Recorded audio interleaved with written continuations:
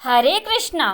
एक बार धर्मराज युधिष्ठिर कहने लगे कि हे भगवान, ज्येष्ठ कृष्ण एकादशी का क्या नाम है तथा उसका क्या महात्म्य है, कृपा करके हमें बताइए।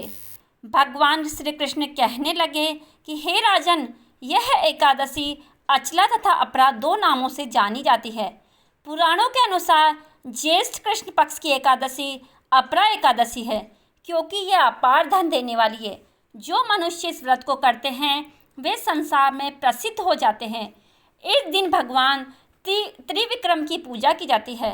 अपरा एकादशी के व्रत के प्रभाव से ब्रह्म हत्या, भूत योनि, दूसरे की निंदा आदि के सब पाप दूर हो जाते हैं। इस व्रत के करने से पर स्त्री गमन, झूठी गवाही देना, झूठ बोलना, झूठे शास्त्र पढ़ना या बनाना, झूठा ज्योतिषी बनाना तथा झूठा वैद्य बनना आदि सब पाप नष्ट हो जाते हैं। जो क्षत्रिय युद्ध से भाग जाए वे नरकगामी होते हैं, परंतु अपरा एकादशी का व्रत करने से वे भी स्वर्ग को प्राप्त होते हैं। जो शिष्य गुरु से शिक्षा ग्रहण करते हैं फिर उनकी निंदा करते हैं वे अवश्य नरक में पड़ते हैं, मगर अपरा एकादशी का व्रत करने से वे सभी पापों से मुक्त हो जाते हैं। अपरा एकादशी की प्रचलित कथा के अनुसार प्राचीन काल में महिध्वज नामक एक धर्मात्मा राजा था। उसका छोटा भाई वज्रध्वज बड़ा ही क्रूर, अधर्मी तथा अन्यायी था। वह अपने बड़े भाई से द्वेष रखता था। उस पापी ने एक दिन रात्रि में अपने बड़े भाई की हत्या करके उसकी देह को एक जंगली पीपल के नीचे गाड़ दिया। इस अकाल मृत्यु से राजा प्रेतात्मा के रूप में उसी पीपल में रहने लगा और अनेक उत्पात करने लगा। एक दिन अचानक धौम्य नामक ऋषि उधर से गुजरे। उन्होंने प्रेत को देखा और तपोबल से उसके अतीत को जान लिया। अपने तपोबल से प्रेत उत्पात का कारण समझा। ऋषि ने प्रसन्न होकर उस प्रेत को पीपल के पेड़ से उतारा तथा परलोक विद्या का उपदेश दिया। दयालु ऋषि ने राजा को प्रेत योनि से मुक्ति के लिए स्वयं ही अपरा एकादशी का व्रत किया और उसे दुर्गति से छुड़ाने को उसका पुण्य प्रेत को अर्पित कर दिया। इस पुण्य के प्रभाव से राजा की प्रेत योनि से मुक्ति हो गई।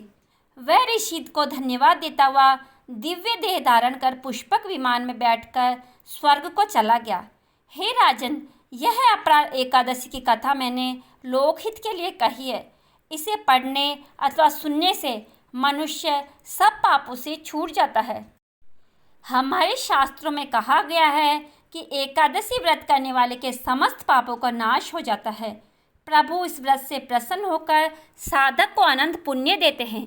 ज्येष्ठ मास की कृष्ण पक्ष की एकादशी का व्रत रखकर भगवान विष्णु की पूजा करने का भी विधान है। अपरा एकादशी का अर्थ है कि इस एकादशी का पुण्य अपार है। इस एकादशी का व्रत करने से लोग पापों से मुक्ति होकर भवसागर से तर जाते हैं।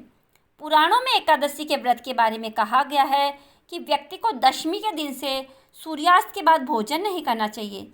रात में भगवान का ध्यान करते हुए सोना चाहिए।